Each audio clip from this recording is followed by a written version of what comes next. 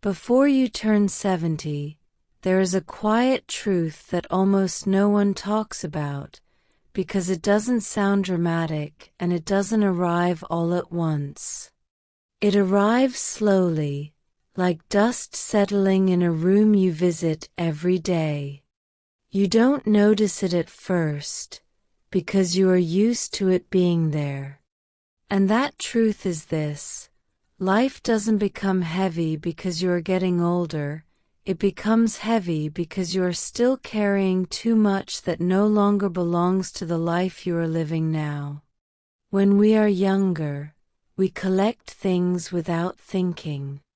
We save objects, clothes, papers, furniture, and memories because we believe we will need them someday. We believe energy will always be there to manage them later. But later comes quietly, and one day you wake up and realize even small tasks feel tiring, even simple decisions feel exhausting, and your home no longer feels like a place of rest. It feels like a place that asks something from you every time you walk into a room. What most people don't understand is that clutter is not just about mess. It is about pressure. Every item you keep is something your mind must acknowledge, step around, clean around, remember, or justify keeping. And when you are over 60, that constant low-level pressure slowly steals your peace. Many people think feeling tired all the time is just part of aging, but often it is not age, it is overload. It is the weight of decades sitting quietly on shelves, in drawers, in closets, and corners of the home. Broken things you plan to fix someday. Clothes you haven't worn in years. Papers you don't understand anymore. Gifts you never liked but felt guilty throwing away. Each one carries a small emotional charge. Together, they create a feeling you can't quite explain, a feeling of heaviness, irritation, and restlessness, even when nothing is technically wrong. You may notice that you avoid certain rooms, certain drawers, or certain cupboards. You may tell yourself you'll deal with it later. But later becomes months, then years. And slowly, your own home stops feeling fully yours.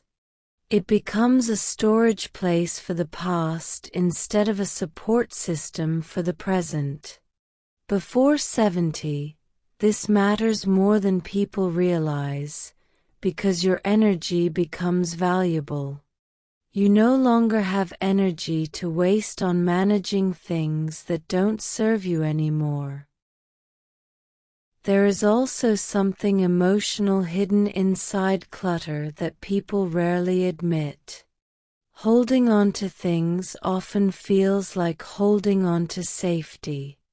We tell ourselves that throwing something away is wasteful, or irresponsible, or disrespectful to the past. But sometimes, what we are really afraid of is change. Letting go forces us to accept that life has moved on, that we have changed, that certain chapters are over. And that can feel uncomfortable, even painful. A closet full of old clothes can quietly remind you of a body you once had. A shelf full of unused items can remind you of plans you never followed through on. A box of old papers can remind you of responsibilities that no longer matter. Facing these things every day creates a silent emotional drain. You may not cry over it, but your nervous system feels it. Decluttering is not about erasing your life. It is about choosing not to live inside old versions of yourself anymore. As people approach 70, safety and ease become more important than appearance or habit. Narrow walkways, crowded rooms, low furniture, and cluttered surfaces increase the risk of accidents, confusion, and frustration. But beyond physical safety, there is mental safety too. A clear space sends a message to your mind that things are under control, that you are not behind, that you are not failing to keep up. Many older people carry unnecessary shame about their homes, feeling embarrassed if someone visits, feeling overwhelmed at the idea of cleaning. That shame is not because they are lazy. It is because the environment has become too demanding. When you reduce what you own, you reduce what is expected from you. Your home starts working with you instead of against you. Another truth people avoid is that many items are kept out of guilt rather than love. Gifts kept because someone might ask about them. Furniture kept because it was expensive years ago. Objects saved because it would be a shame to throw it away. But shame has no place in your living space, especially as you age. Your home should not be a museum of obligation. It should be a place where your body can relax and your mind can rest. You are allowed to prioritize comfort over memories, ease over appearances, and peace over potential usefulness. The value of an object is not measured by how long you keep it, but by how well it serves your life now. Before 70, decluttering becomes an act of kindness toward your future self. The future version of you will move a little slower, rest a little more, and need a little more simplicity. By letting go now, you are protecting that future self from unnecessary struggle. You are saying, I don't need to prove anything anymore. I deserve ease.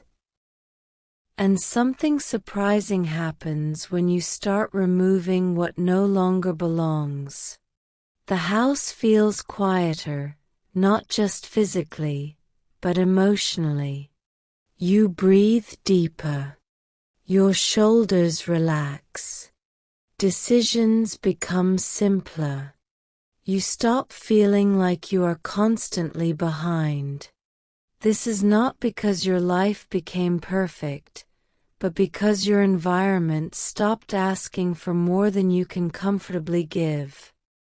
As you move deeper into your 60s, something subtle begins to change, even if you don't talk about it out loud. Your tolerance for discomfort gets lower, not because you are weaker, but because you finally understand what truly matters. You no longer want to spend your days managing inconvenience, searching for lost things, stepping around obstacles, or feeling annoyed by objects that add nothing to your life. Yet many people still live surrounded by items that quietly demand attention. They may not scream for it, but they whisper constantly, asking to be cleaned, fixed, organized, stored, or remembered. That constant whisper creates fatigue you cannot fully explain. It follows you from room to room. And when you sit down to rest, your eyes keep landing on something unfinished, something unnecessary, something that reminds you of a task you don't have the energy for today. There is also the matter of decision fatigue, which becomes heavier as we age. Every object you own represents a decision you once made and a decision you continue to make every day you keep it. Should I keep this? Should I move this? Should I clean this? Should I fix this? When your home is full, your mind is never truly off duty. Even during quiet moments, it is scanning, evaluating, and carrying mental weight. That is why many older adults feel tired even after doing nothing. Their bodies may be resting, but their minds are still working. A simplified space allows the brain to rest in a way that sleep alone cannot provide. It removes hundreds of tiny, invisible decisions that quietly drain your energy. Another thing that happens as you get closer to 70 is that time begins to feel different. You become more aware that your days are precious. You don't want to spend them sorting, storing, or worrying about things that no longer improve your life. Yet clutter keeps you tied to the idea that someday you will deal with it, someday you will need it, someday it might be useful. But that someday keeps moving further away, and deep down you know it. Holding on to things for a future that never arrives is one of the most common ways people rob themselves of peace in the present. Letting go is not giving up. It is accepting reality with clarity and self-respect. There is also a hidden emotional burden in keeping things that belong to old identities. Objects from careers you no longer have, clothes from lifestyles you no longer live, tools for hobbies you no longer enjoy. These items are not neutral. They quietly remind you of expectations you no longer want to meet or versions of yourself you no longer need to be. Every time you see them, there is a small disconnect between who you are now and what surrounds you. Over time, that disconnect creates discomfort, even sadness, that people often mistake for nostalgia or depression. In reality, it is misalignment. Your environment is no longer matching your inner life. When you remove items tied to outdated roles, you make space to fully inhabit the present version of yourself, without apology. Many people fear that decluttering means becoming cold or careless, especially when items are connected to family or memories. But memories do not live in objects. They live in you. You do not lose love by letting go of a thing. You do not erase your past by clearing a shelf. What you are really doing is choosing which memories deserve space in your daily life and which ones can rest quietly without being on display. It is possible to honor your past without living surrounded by it. In fact, honoring it sometimes means allowing it to stay in the past instead of dragging it into every new day. As the body changes with age, the environment needs to become more supportive, not more demanding. Bending, lifting, reaching, and navigating tight spaces become harder, even if you are still active and healthy. A crowded home turns simple movements into obstacles. But more importantly, it turns your home into a place where you must be careful instead of comfortable. You start moving cautiously, thinking about what you might bump into or trip over. That constant vigilance creates tension in the body and mind. A simpler space allows you to move freely, confidently, without fear.